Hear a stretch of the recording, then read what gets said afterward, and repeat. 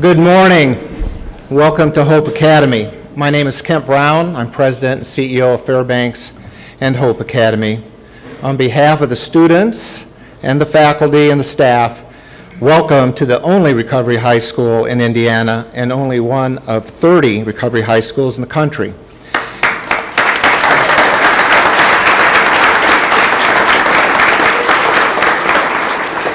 Indiana is fortunate to have innovative legislators who help make Hope Academy a reality for young Hoosiers who are in recovery for drug and alcohol addiction.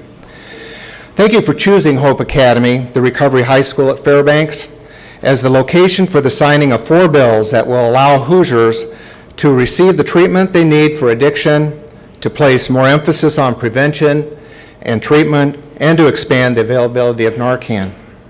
Before I introduce the governor, I'd like to share a story from the mother of a 2012 graduate of Hope Academy. She wrote, "When my daughter was 16, we found out that she was addicted to heroin. She was entering her junior year. If she had stayed at original high school, I don't believe she would have graduated. I honestly believe that we would not have our daughter today if Hope Academy had not been available to her." And that's a powerful story, and it demonstrates why our community needs resources like Hope Academy. But this story gets even better. Today, this young woman is a nursing student at Marian University who will graduate soon, and she has several years of sobriety. As I talk to more of our students and their families, I recognize the importance of Hope Academy and the academic and recovery support we provide to our students. Indiana needs more treatment options and recovery programs for people living with the disease of addiction. There's more we can do. There's more we should do. And there's more we must do. Thank you, Governor Pence and the Indiana General Assembly for bringing the disease of addiction to the forefront of the conversation. I am pleased to introduce the Honorable Michael Pence, Governor of Indiana, who is doing more to advance treatment and recovery for those living in addiction. Governor, thank you for doing more. Please join me in welcoming Governor Pence.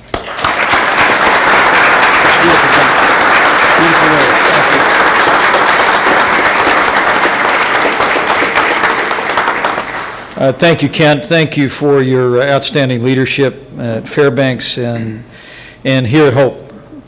I have long been an admirer of the Hope Academy, but to be here with you and Rachel and Linda and all these outstanding young people gives me hope for the future of the state of Indiana. So let's give them a great round of applause for making a difference in the lives of young people.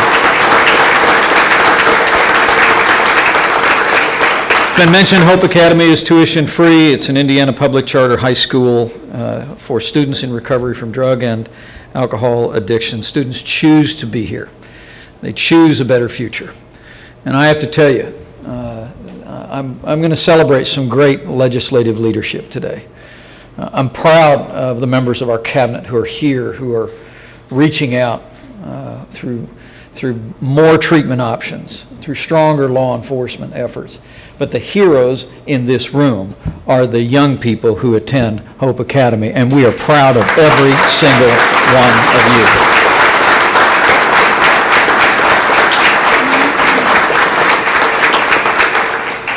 you. Let me say today before I begin, I know as I'm gathered today in this place that the hearts of Hoosiers are in Howard County today.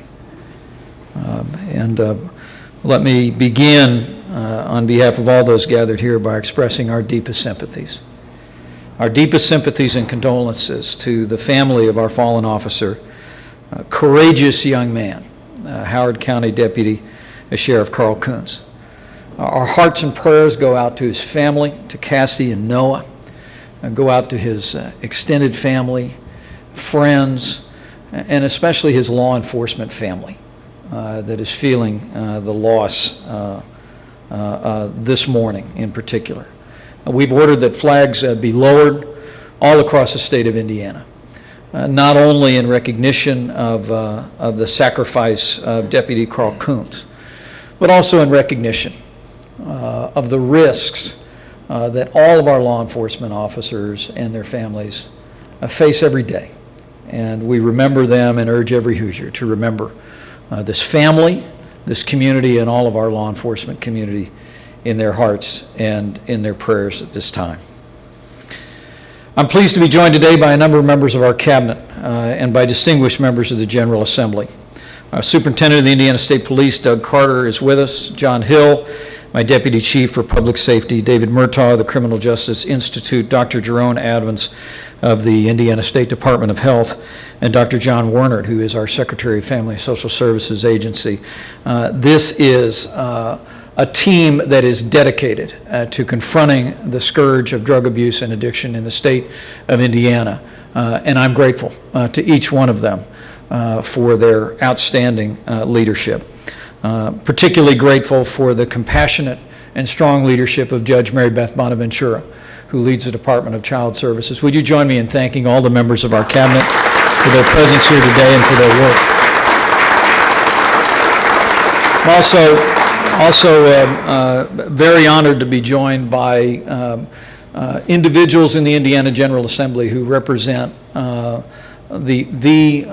leading lights in our state legislature on confronting the scourge of drug abuse and addiction. And they include Senator Jim Merritt and Senator Pat Miller, who will join me at the signing table, Representative Wendy McNamara, Representative Eric Cook, Representative Cindy Kirkoffer. These are men and women, Representative Gail Reekin, who will be with us soon. The strong and bipartisan support for getting tougher on enforcement, but more generous and compassionate on treatment is broad in the state of Indiana, and we owe all these legislators a debt of gratitude, and I thank you for your leadership.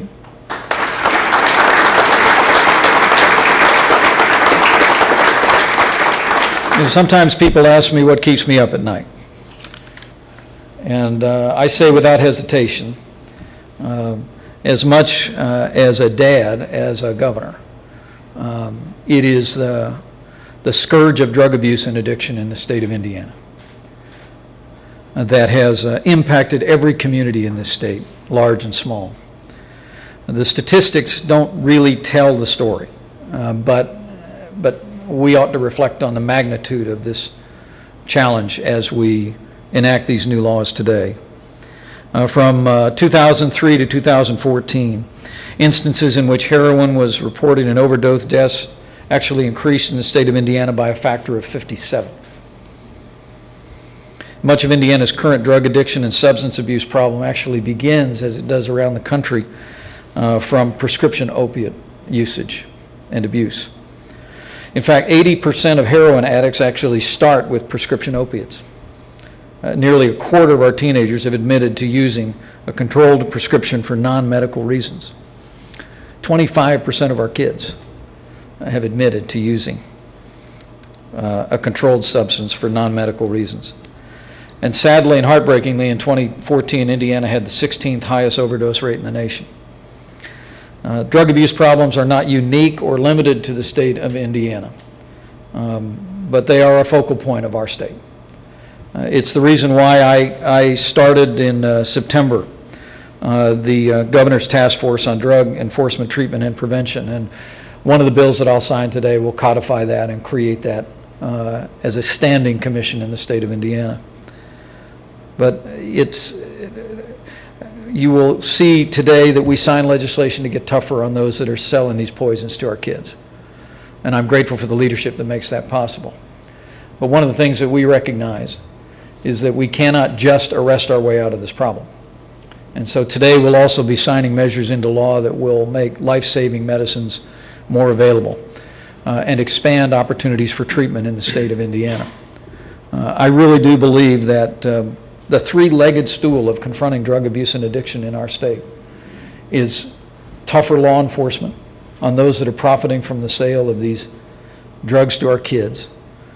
It's more widely available treatment options for Hoosiers that are caught up in the web of addiction, and it's a renewed effort at intervening in the lives of young people and giving them the tools and the encouragement to make better choices in their lives.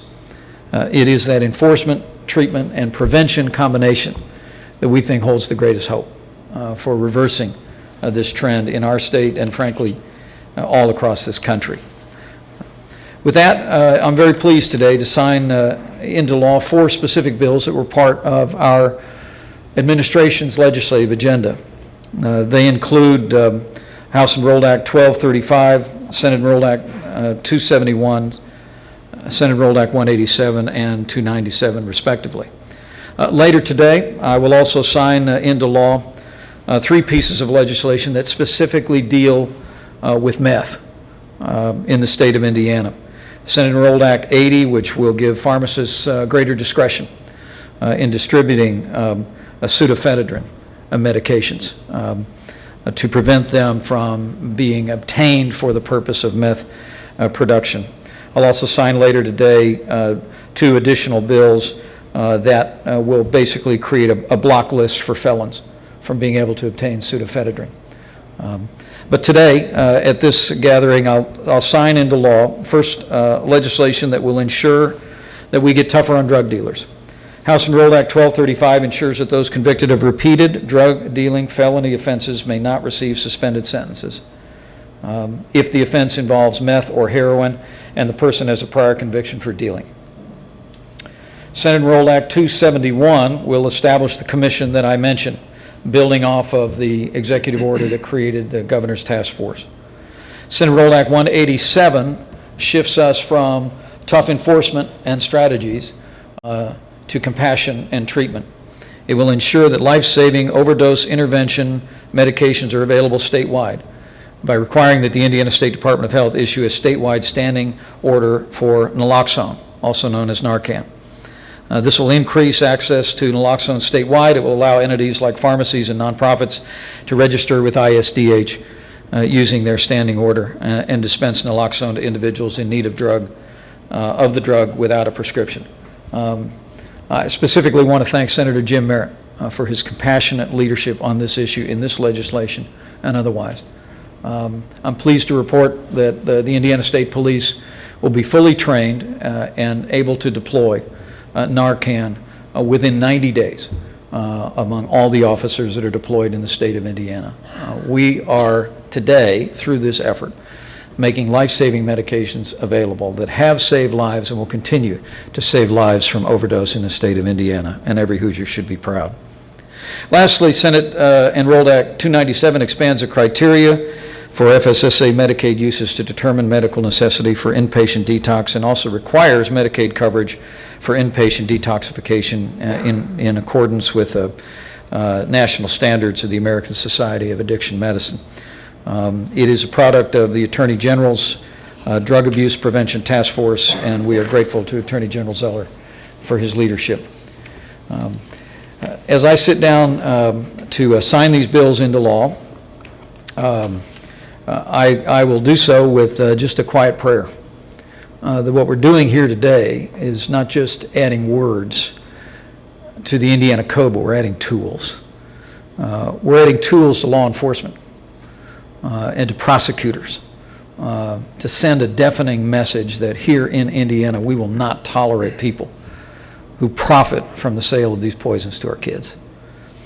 But in the same breath, in the same prayer, I'll hope that we are setting into motion resources that will continue to come alongside young men and women, like the courageous young men and women who are gathered here at Hope Academy, to give people the tools to survive the scourge of drug addiction and abuse and to prosper out of it, to know that as they make better choices, the people of Indiana are there with them every step of the way, cheering them on and believing in their future.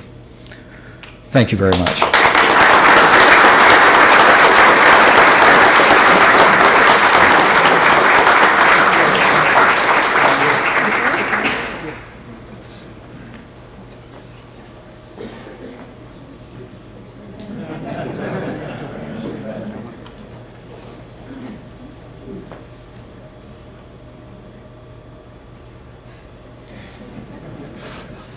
Everybody eyes forward.